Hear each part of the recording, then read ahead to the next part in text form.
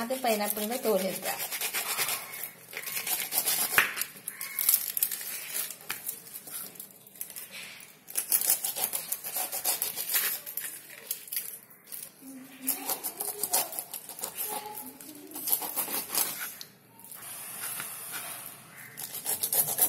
നല്ലവണ്ണം തോല് ചെത്തിക്കളയണം.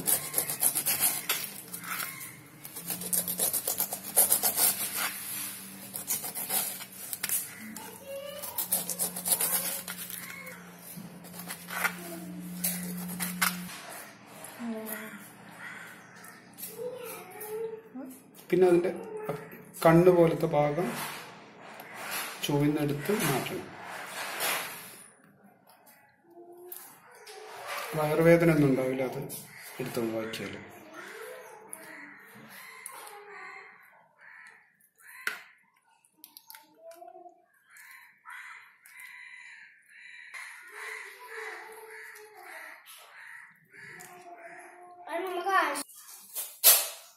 ചെറുതായിട്ട് സ്ലൈസ് ആക്കി മുറിച്ചെടുക്കുക.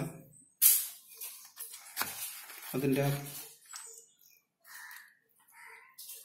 കൂൻ ഭാഗം എടുത്ത് കളയണം.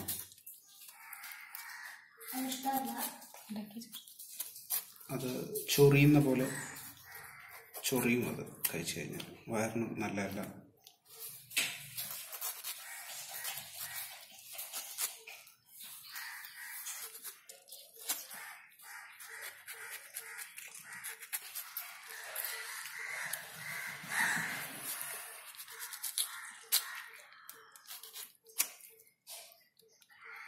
ചെറുതായിട്ട് മുറിച്ചെടുക്കുക.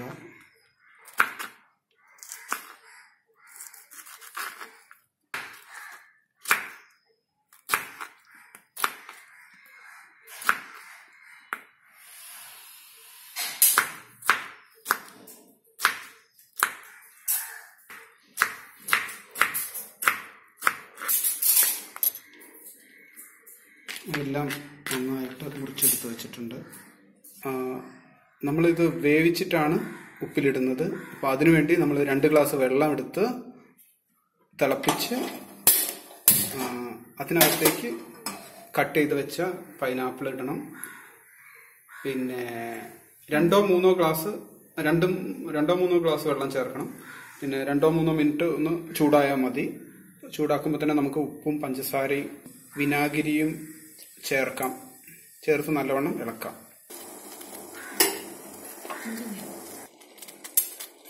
ഈ തിളച്ച വെള്ളത്തിലേക്ക് മുറിച്ച് വെച്ച പൈനാപ്പിൾ കഷ്ണങ്ങൾ ഇട്ട് 3 മിനിറ്റ് വേവിക്കുക.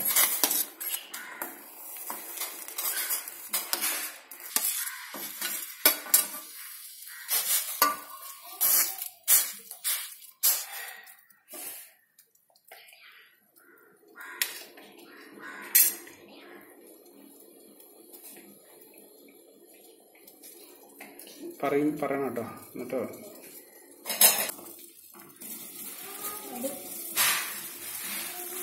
ഇതിലേക്ക് 1 സ്പൂൺ പഞ്ചസാരയും 1 സ്പൂൺ ഉപ്പും ചേർത്ത് നന്നായി ഇളക്കാം.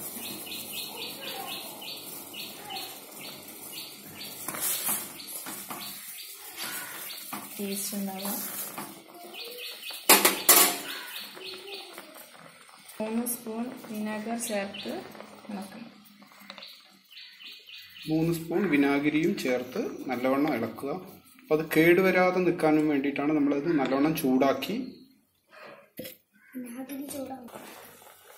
ഇത് ഇളക്കി ഇതിന്റെ ടേസ്റ്റ് ഒന്ന് നോക്കി ഉപ്പോ പഞ്ചസാര കുറവുണ്ടെങ്കിൽ കുറച്ചും കൂടെ ചേർത്ത് കൊടുക്കണം. പഞ്ചസാര ചേർക്കുന്നത്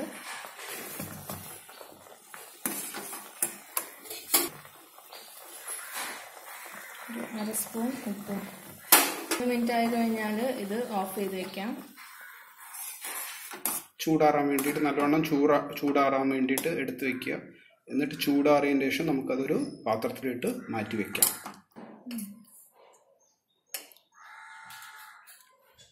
അപ്പോൾ ഇത് ചൂടാറിയിട്ടുണ്ട്.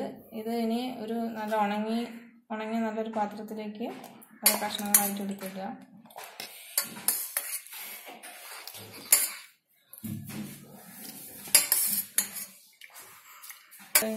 കഷ്ണം ഇട്ടതിന് ശേഷം ഇനി അതിൻ്റെ മേലെ ഈ വെള്ളം ഒഴിക്കുക.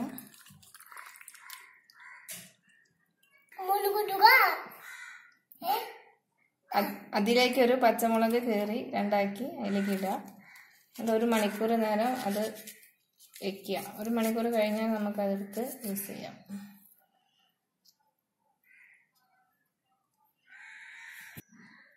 ഒരു മധുരവും എരിവും ഉപ്പും എല്ലതും കൂടെ ആകുമ്പോഴാണ് ഇതിൻ്റെ ആ ഒരു ടേസ്റ്റ് ഉണ്ടാവുക.